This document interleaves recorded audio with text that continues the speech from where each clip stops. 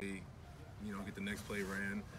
I knew I was close. I didn't know if I was in or if I was out. And then once they reviewed it, I didn't feel good. I didn't think they were going to give it to me, knowing that we were on the road anyways.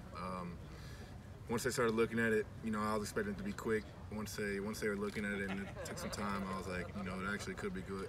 It could be good. I don't know. I didn't know the rules before then. I didn't know I could go out of bounds and reestablish myself back in bounds, but it didn't feel good at the time. Did you feel that nudge? That's probably why. Yeah. When I ran the route, he had his eyes in the backfield, so it didn't really work how I wanted it to work. But I knew that he was widening me to the sideline. That last little nudge when I stepped back, I just knew, I felt that I was close to the sideline, and with him widening me, with that last step back I took, I kind of knew, like, I could be out, it could be close. So when I went for the ball, I was like, I just got to reach my feet in and get my toes in as far as I can to the field. A lot of people talk about the work that Joe and the receivers put in, to kind of have timing and things like that, but is that throw kind of a product of you guys working together too? I would say it's just a relationship we have. I'm not going to sit here and say that we've practiced that throw before, but I would just say it's the relationship that we have, the trust that he has, and in the throw, he looked the safety off, came back right away, and just fired it, and I just went and made a play on the ball. Did Dad actually say wow? Dad actually did say wow. He was up in the section by the band.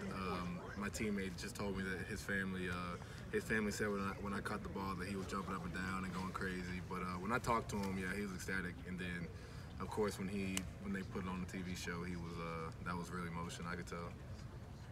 How often does he make it to games in person? Not a lot. I want to say that was the third game he came to, maybe. I think he came to the Florida, Auburn, I think that one.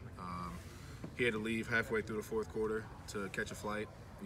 Whenever he comes to games, he kind of has to, because he works Sunday morning and Mondays, and he has to fly everywhere. But when he comes, he has to, they miss a meeting on Saturday, but he kind of has to work that out with his, with his head man, with the boss. So after the game, you and a few players ran over to the Alabama recruit section. I guess, what were you guys kind of saying to him? Y'all need to rethink of where y'all going.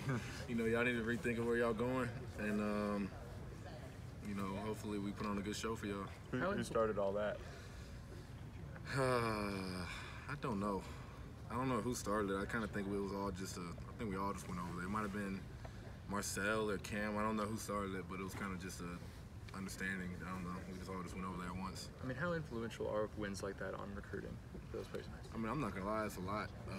I remember when I went on my visit, my 8th grade year, I went on a visit there, and Johnny Football beat them. But big wins like that, it sticks in your mind. It means, it sticks in your mind a lot. Texas A&M was always in my head. I always remembered that game. So it's definitely, because it was one of the biggest games, it's something that will always be in their head, and it's definitely something that'll be in the back of their head, moving forward. So how did that end up influencing your decision, if at all? I just had a lot of interest in A&M. I knew nothing of the school before that game, and then after that game, I was like, who's A&M, who's Johnny Football, and just started looking into it more. To go kind of share that message with the guys that are making that decision now, how strongly do you guys feel about trying to kind of replenish the guys that are coming behind you for next year and years behind? What's the question?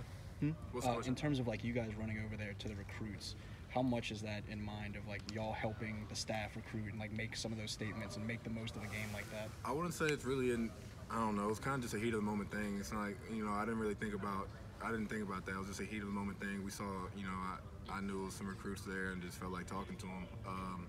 But we're doing good rebuild. The second and the third string, the guys behind the starters, we're doing a good job building depth. Coach O's doing what he does recruiting, and it's probably just getting going now. What is it like getting recruited by Ed Orgeron? I don't know. My recruit process was fast.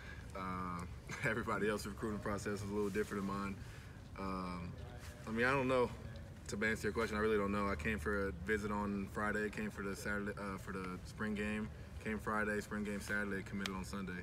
So, and that wasn't even a week of talking to coaches or anything. So, to answer your question, I'm not that sure. Was there anything about his recruiting process that helped hasten your decision, or was it really just the whole institution as a whole? I would say a little bit of both. The whole institution as a whole, knowing what LSU stood for, knowing that it's like an NFL factory here, And also Coach O, we just me and him took a ride through campus and around, just had a real conversation when I came for that visit, just a man-to-man, like down-to-earth conversation. And it was just real genuine. It was nothing fake about it. We talked about some real stuff, and that's why I was like, all right, like he's a real coach that cares about his players. And how did he treat you relative to who your dad is? I mean, did any coaches in all of your recruiting through North Carolina here, whenever, did it ever seem weird because of they were looking at you as Randy Moss's son instead of you? Yeah, I mean, some coaches acted different. Some coaches acted different. With Coach O, he's been, he's a big coach. He's been in big places. He's had big players before. KJ Malone was on the team before I was here, so it wasn't like I was the first one with a name behind myself. So he kind of, he recruited me and not my dad. Does that help at a school like this?